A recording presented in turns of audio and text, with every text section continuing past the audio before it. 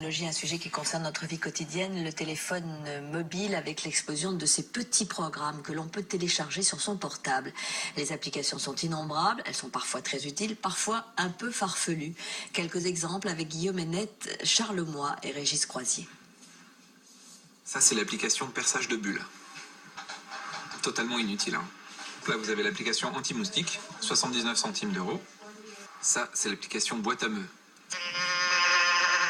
Qui a dit que les téléphones servaient encore à téléphoner? Aujourd'hui, ils peuvent se transformer en niveau à bulles, en mini-piano, ou même, c'est assez étonnant, en sabre laser.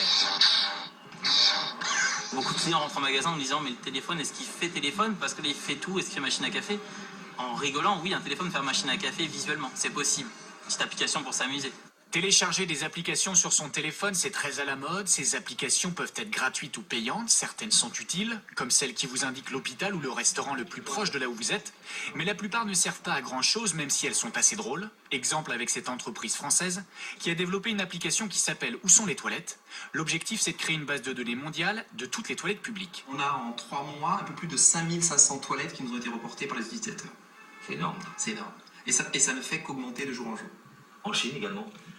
En Chine, on a une toilette. L'application est gratuite, mais elle a coûté plusieurs milliers d'euros pour son développement. On peut tout à fait imaginer que les utilisateurs qui auront choisi où sont les toilettes seront invités à télécharger d'autres applications de B2B qui, elles, pourront être payantes. Il y a 4 milliards de téléphones portables dans le monde. Ceux qui se vendent aujourd'hui sont presque toujours fournis avec forfait illimité et accès Internet. Télécharger les applications, c'est donc très facile pour les utilisateurs et c'est un très bon moyen de se faire connaître pour les entreprises.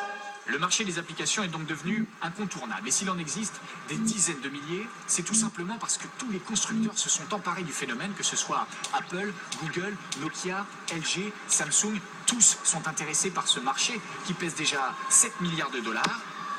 Et ce n'est qu'un début.